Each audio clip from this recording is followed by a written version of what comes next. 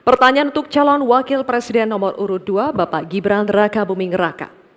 Undang-Undang Pokok Agraria mengamanatkan reforma agraria bertujuan merombak ketimpangan penguasaan tanah, menyelesaikan konflik agraria, dan mengatasi kemiskinan.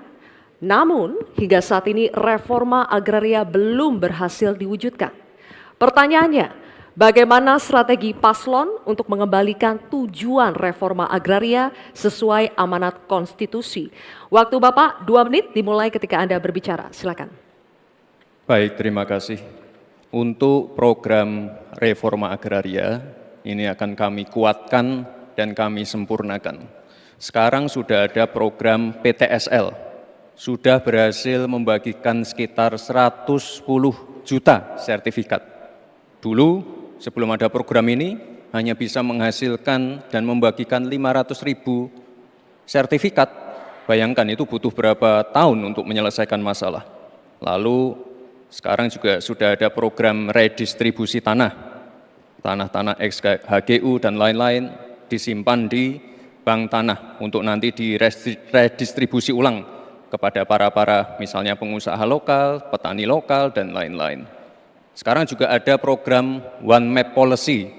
Ini sangat-sangat berguna sekali untuk mengurangi adanya konflik-konflik sengketa tanah, mafia tanah, dan lain-lain. Karena database-nya sudah digital, batas-batas tanahnya sudah tercapture semua di database, ini akan sangat-sangat mengurangi yang namanya mafia tanah.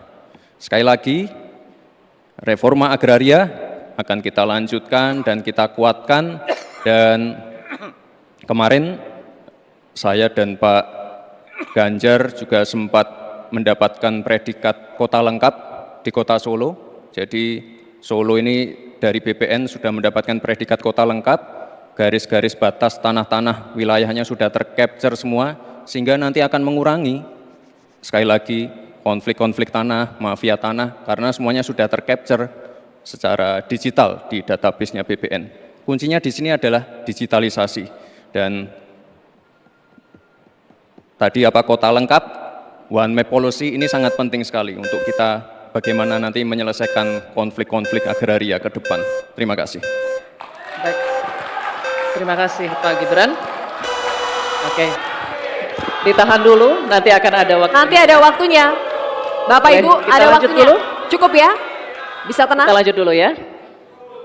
Baik.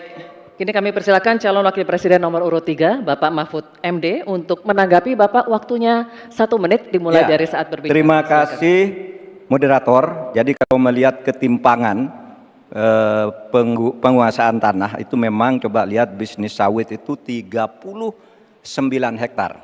Sementara hanya segelintir orang di bisnis sawit. Sementara para petani kita sebanyak 17 juta orang itu kalau dirata-ratakan itu hanya menguasai setengah hektar. Itulah sebabnya dulu ada reforma agraria yang ditugaskan kepada presiden untuk segera dilakukan reforma.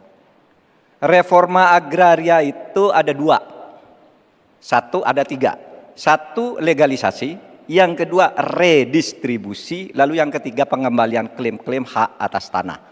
Nah, ini yang sekarang belum satu pun ada sertifikat untuk redistribusi.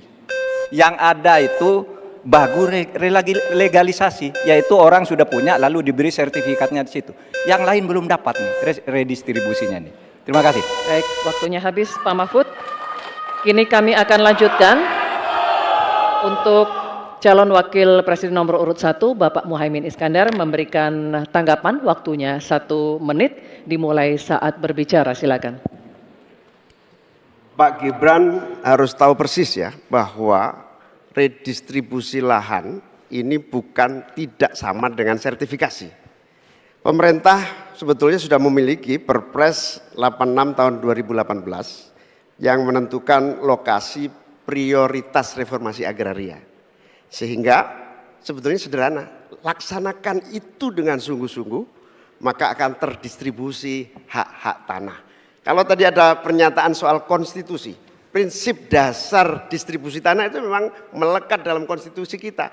bahwa seluruh kekayaan negara ini punya negara, dan tugas adanya pemerintah itu adalah membagi aset tanah ini dalam reforma agraria, sehingga sertifikat yang menjadi agenda itu sama sekali tidak masuk dalam redistribusi aset, distribusi lahan, sehingga kita harus robah dan kita tunjukkan bahwa terjadi distribusi lahan untuk petani semakin sejahtera. Baik, waktunya habis. Mohon Cukup tenang. ya. Cukup. Nanti ada waktunya, kita lanjut dulu ya. Kita akan kembali ke calon wakil presiden nomor urut 2, Bapak Gibran Rakabuming Raka, untuk merespon tanggapan dari cawapres nomor urut 3 dan 1, waktunya 1 menit. Silakan.